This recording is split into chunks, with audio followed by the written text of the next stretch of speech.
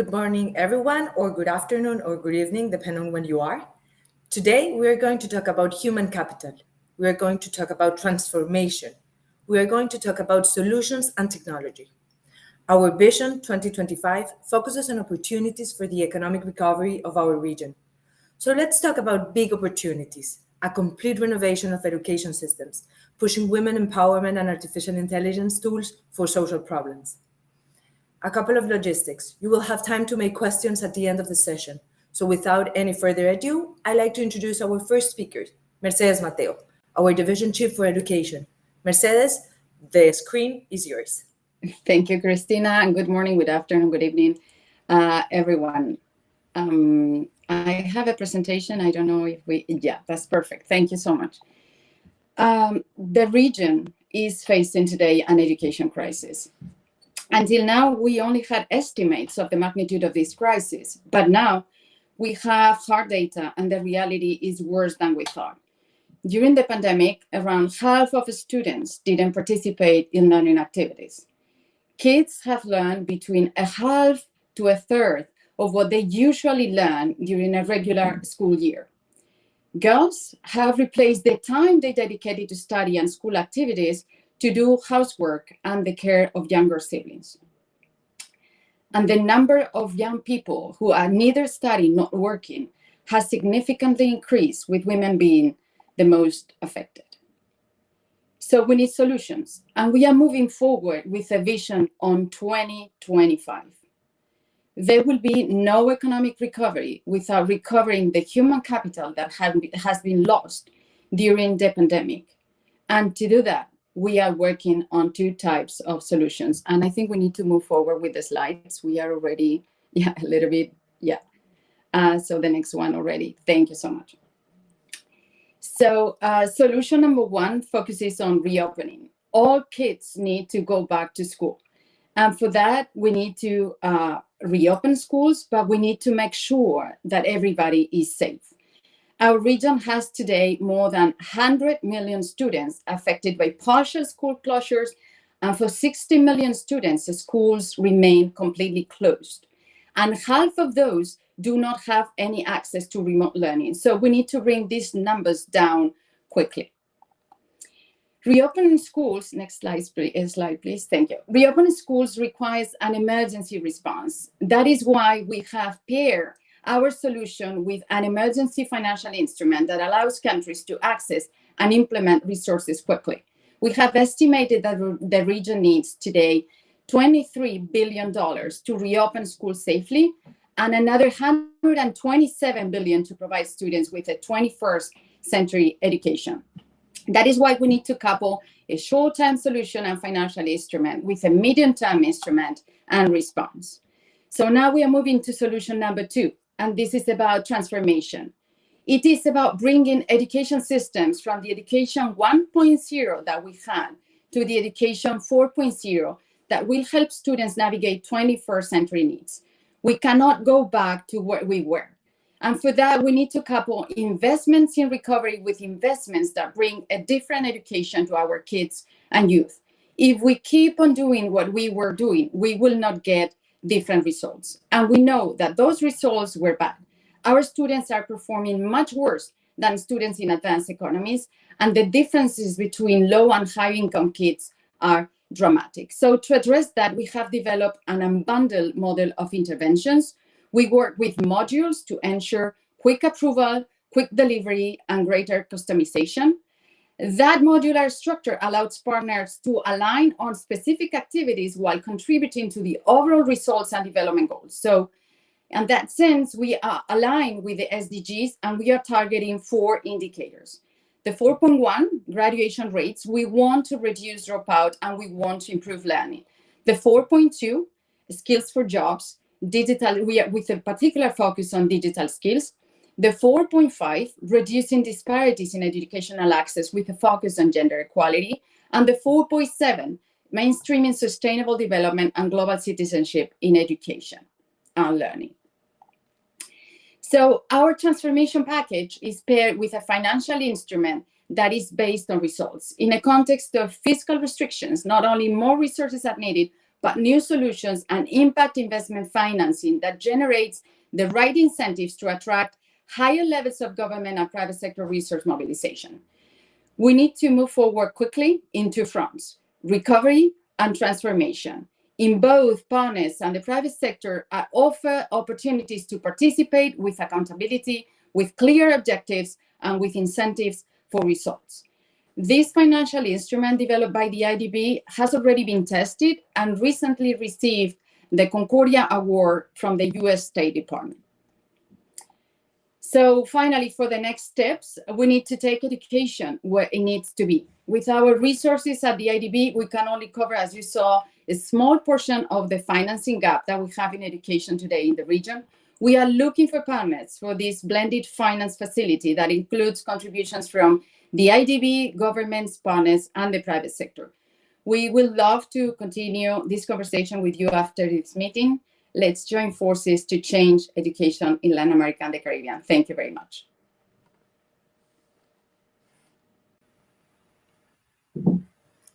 Thank you, Mercedes. I really like what you said. I think we have 2 points here that are very clear. We need to be bold, and we need to ensure we are not widening inequalities. So thank you very much for your presentation. And very related with this idea, we have Caridad Araujo, our Division Chief of Gender and Diversity. So the floor is yours, Caridad. Good morning, good afternoon, good evening to everyone. It's a pleasure to be here. I will start by telling you a story. A few days ago, Colombia was launching the results of a very recent labor force survey. They were presenting the evolution over time of the gender pay gap. That is the difference in earnings between men and women of similar attributes. The most surprising result that was presented was that in 2020, this gap had fallen dramatically. While the year before, for every $100 that a woman earned only 84. In only 1 year, that gap had closed in 55%.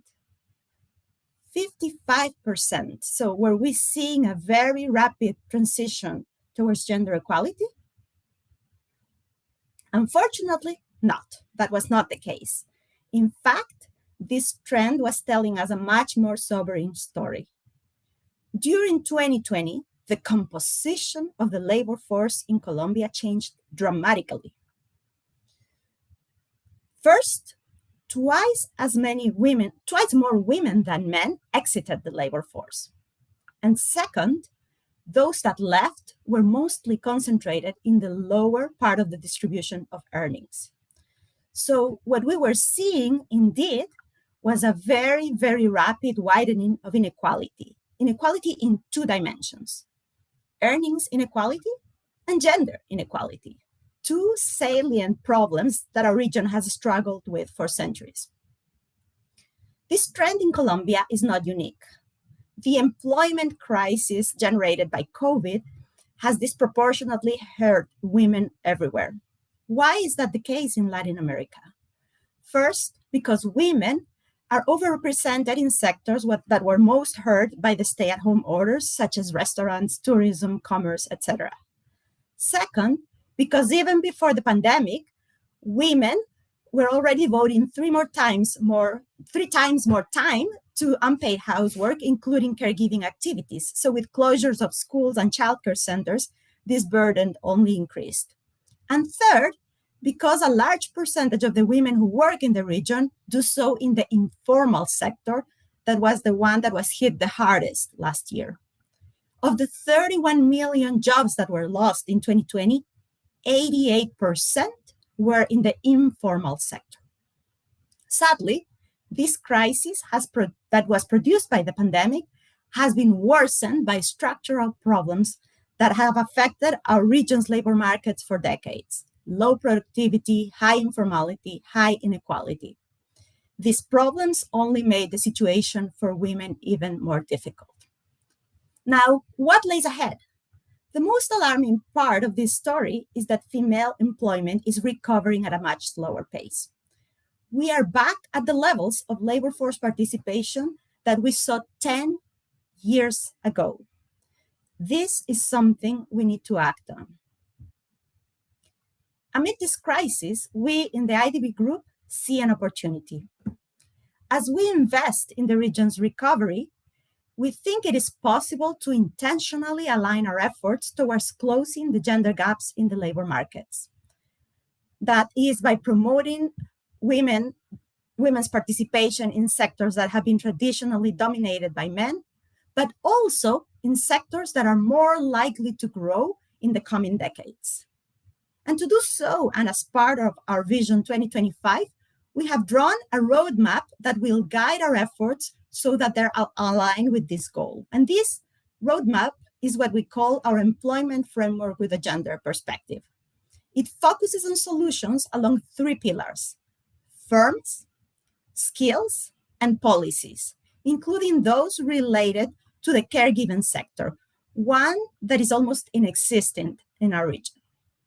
Now, the roadmap I was telling you about is already in action and producing results. Let me tell you a few examples, one for every one of the pillars. First, we are working with leaders of more than 250 firms in the region who have agreed to promote gender equality within their organizations.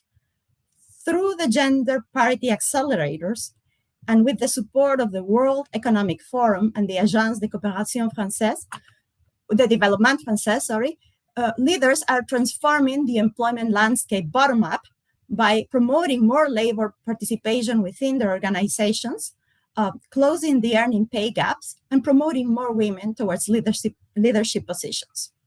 A second example, in partnership with Laboratoria and the governments of Honduras and Chile, we are developing programs to build and strengthen women's technical skills, focusing on digital skills of women who own or lead small and medium enterprises so that their firms can quickly accelerate and transition into their digital transformation. Finally, as part of a project developed with the government of the Dominican Republic, we are planting the seeds of what could become the region's first caregiving system that would also be generating quality jobs for beneficiaries of a large social assistance program targeted to poor families. All of these 3 examples are the results of very strong and robust partnerships. And this is something I will get back to later. We think that the opportunities that lay ahead are ample. The region is investing not only in the recovery, but also in means to adapt to key global challenges, like the rapid digitalization of the economy, but also to the challenge of building greener, more sustainable economies that can slow down carbon emissions and reverse climate change. The IDB Group has been and will continue to be the region's strategic partner in generating more and better employment opportunities for all. Our roadmap, the Employment Action Framework with a Gender Perspective, aligns our actions of all areas within the IDB Group to accelerate our efforts towards a shared objective, and we build on synergies and complementarities. Our lending operations to governments and to the private sector, our technical assistance, and our capacity to innovate provide us with an ample set of tools that can effectively promote the recovery and the creation of quality jobs by supporting companies, investing in talent, and changing labor regulations and laws to adapt them to the new realities. As I mentioned earlier, a key element of our effectiveness is our history of strong partnerships, both with the public and private sectors, but also with the civil society, academia, and the donor community. Funding from private and public sector donors can expand the scope and the ambition of the bank's technical assistance resources. In fact, the Agence Française de Développement, AFD, has already joined forces with us, and I want to express my sincere thanks to them today. We would like to invite you to join us in this partnership to invest in closing the gender gaps in the labor market during the economic recovery. We firmly believe that when we join efforts, we achieve more than the sum of our individual actions. Thank you very much. Thank you, Caridad. Indeed, great potential for economic growth in the region when we needed it most. So thank you very much for that and for all the partners that have been working with you on that. And now Marcelo Cabrol is going to talk about specific solutions in tech and especially in artificial intelligence. Please, Marcelo, go ahead. Thank you, Christina, and thank you for the opportunity.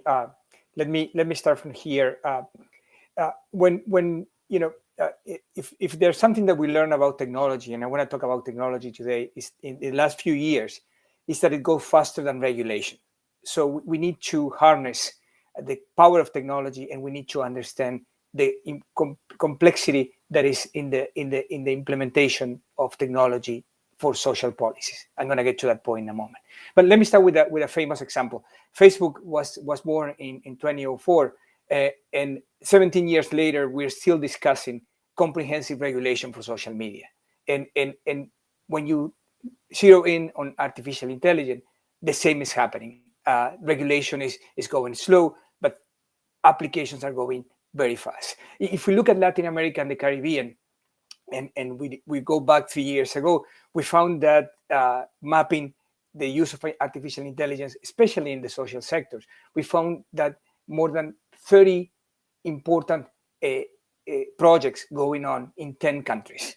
The contrast is that while we have a lot of projects going on in Latin America and the Caribbean using artificial intelligence, only 2 countries in Latin America and the Caribbean have the comprehensive strategy and regulations in place for artificial intelligence and its use. This contrast puts into contrast the risks, which are really great. And let me talk about 4 risks that are important when you think about how we can use artificial intelligence if we don't have the framework and especially the social contention for artificial intelligence. The first one, it's, we've seen the use of artificial intelligence for controlling political protests around the world. And that's a political issue, but it's an important one. We also have seen students coming to the streets because it was strongly implemented in the schools and universities. Solutions that were intended to make things better, makes things worse for students and universities and parents too. Probably even for all of us here today in this conversation, we have been worried as parents at some points with data leaks and privacy issues. And last but not least, and I want to underscore this problem, equality. Access not only in connectivity, it's a problem, but also to better services using artificial intelligence, especially for the poor and vulnerable. So what is the solution to this problem? We created a FAIRLAC for this, and I want to pitch this. The FAIRLAC is the largest regional alliance for ethical and responsible use of technology. And we do work with big companies like Microsoft and Google, but also with all the governments in the region. And we are creating pilots to fight some of our biggest social problems. I give you some examples. We are working to predict school dropout in Uruguay. We have algorithm that actually allows us to go into the problems of school dropouts and detect it and try to solve the problem. We are doing diabetes detection in Mexico, or professional training in Costa Rica. All of these using artificial intelligence, all of them trying to work within the limits of ethical and equity applications for these problems. I mentioned Microsoft and Google, and we are very proud of that partnership with these companies, but we also work with small players that might be big in the future. And here's together with the IDB Lab, which is our co-partner in FAIRLAC, we have been able to create free algorithms evaluations that can be used by startups and venture capital funds. The technology companies of the future already working within the idea of algorithms that are ethically evaluated. We can know now if the technology that we are trying to ascertain that the technology that they are creating is respecting privacy, ethics and equality in advance for the future products and the products that they have already in production. So big companies, government, but also startups and the companies of the future. We are really proud that we are collaborating with the whole ecosystem of artificial intelligence in the region. I'm here today, of course, because we are looking for partners. partners that are interested in developing very cost-efficient projects using artificial intelligence and other technologies, but with a big impact improving the quality of health, education, and labor markets in the region. This is especially relevant after the COVID crisis. We desperately need to improve our social services. We need to bring equality, especially to health and education. But on the other hand, our countries come with very limited fiscal budgets. So innovation and technology are not an option, they are necessary. So we know that technology can make it possible, but only if we make it the right way. We cannot make bad technology work in a region with a lot of inequality and with a lot of fiscal constraint. If we don't do that, we know the consequences. We're going to have more inequality, more privacy problems, and citizen resistance to technology that is needed. What I want to ask you is to join us. We think that together we can work in more countries, in more projects, and bring more quality and innovation to social services in Latin America and the Caribbean. Thank you for your time. Cristina. Thanks, Marcelo. No doubt there are great opportunities to be bold, to reach the last mile while doing the right thing. So thank you for that. So let's have some questions from the audience. And for this, I want to say that unfortunately Mercedes needed to leave early, so questions will be to Caridad and Marcelo. And then for the audience, if there is any question for the education part, we can take the questions and then Mercedes will answer specifically to you. So please make sure to include who you are when asking the question if it's for education. I have here one question for Caridad. Data is key to assess the gap you were talking. What are some IDB initiatives that are promoting research and the use of data to close gender gaps and foster inclusion? Thanks, Cristina, and thanks for the question, because it's a great opportunity for me to tell you more about the Gender and Diversity Lab. This is precisely an initiative we launched last year with the purpose of investing resources and efforts in data and evidence generation on gender and diversity. What we are doing is we are organizing calls where researchers from the region or abroad can present proposals that we will be supporting so that we can enhance the production of data and evidence on effective interventions to close the gaps. So this is a great initiative where we're also looking for partners who want to join forces. We've already conducted our first call and are announcing the next one next week. And I'd be happy to tell you more about it if any of the institutions here represented is interested. Thank you very much. And thank you, Karia. And I have another question for Marcelo. And the question is, what kind of partnerships is IDB envisioning to reach SDG 4 in the region while applying artificial intelligence? And SDG 4 is ensure inclusive and equitable quality education and promoting lifelong learning opportunities. Yeah, I know. I was looking for it. Thank you. Thank you, Cristina. We are looking at two uses of technology and artificial intelligence within the context of FAIRLAC. We are looking first at the issue of how to ensure that we track the school trajectory of students to understand how they are doing in terms of their school performance, whether they stay in school or not, and when they need support or not. And that's an important type of partnership. That partnership essentially works with management systems at the school level and at the system level to ensure that we have the tracking. Today, we have the data. We don't have the systems yet in place, and that's something that is important. Those systems work based on algorithms, and once again, our partnership is focused on those algorithms to improve the life of the poor and vulnerable students in the region. The second important part is to look at how students learn and what kind of new learning can happen. And this is important because the frontier really, and this is not science fiction, is personalized learning. And personalized learning can be done based on artificial intelligence. But once again, what we need to ensure is that these partnerships are working on models that work with data, that respect privacy, that are ethical in their approach, and above all, and this is super important, that they ensure that the poor and the not so poor, the rich in Latin America, have the same access to quality education, that probably it will combine technology with face-to-face interaction. I always said that what we don't want to happen is that, and this is a little bit dystopic, in the future, poor students work with a machine while rich students work on a face-to-face interaction. That's something that we don't want to happen, and that's important in our thinking about partnerships moving forward. Totally agree. Thank you very much. I have two more questions, and I really like these ones because are to the point of our conversation today. So, Caridad, under the Employment Action Framework with a gender perspective, what will be the focus of the IDB when looking for partners?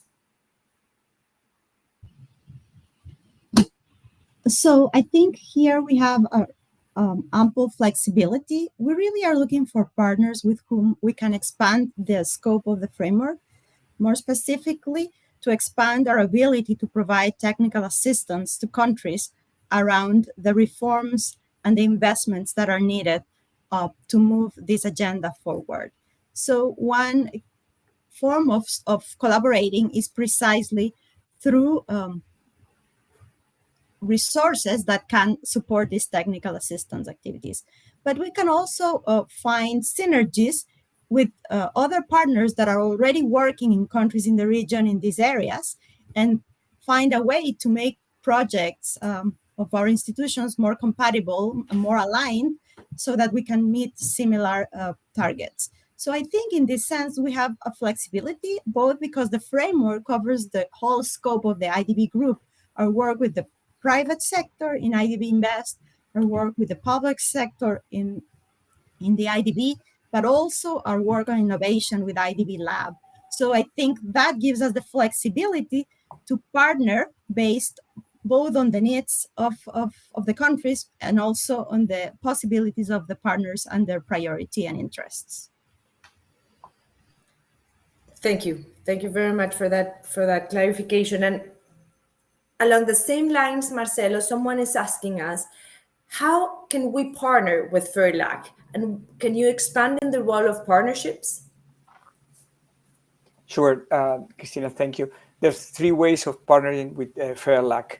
The first one is, of course, helping us to continue to support governments and ecosystems in general on the issues of regulation, sandboxes, and other approaches to public policy that will facilitate the work of artificial intelligence, especially apply to social policies and public policies in general.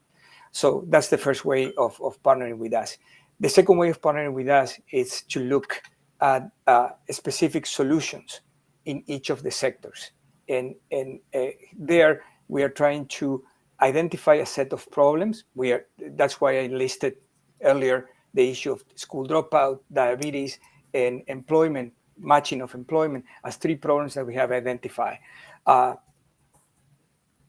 Those issues, those structural issues, we are trying to find ways of solving them with technology, using data and algorithms, but always trying to maintain the confidence and the trust of the public and the citizens. So we are looking for partners for piloting this kind of stuff. And of course, we are trying to push startups in the region to take on these issues and to see that there is an opportunity there for growth, for expansion, while solving social problems that are important to the region. There's an untapped market there for startups using this kind of technology that can be scalable, that can be sustainable, and that can also foster the public good. So again, regulation, public policy, each of the verticals in the public sector, and of course the issue of startups and new products coming to the market to help us solve these problems.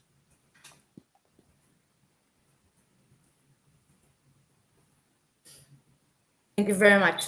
That's very clear. And I think it's Friday, so it's a good news that we are finishing earlier this panel, because since we lost 1 hour of our panelists, we have more time to devote to other things. And thanks to all, super interesting conversation. I think in the social sector, we are very convinced that the best investment in Latin America and the Caribbean countries can make is in their people, in their human capital. So please join us. We need partners to reduce poverty, inequality through technology, education, markets, health, and social protection. You listen here to concrete opportunities to do so. So please reach us to us if you want to partner with us in these endeavors. Thank you very much, Caridad and Marcelo, the ORP team, and all the partners that are here with us.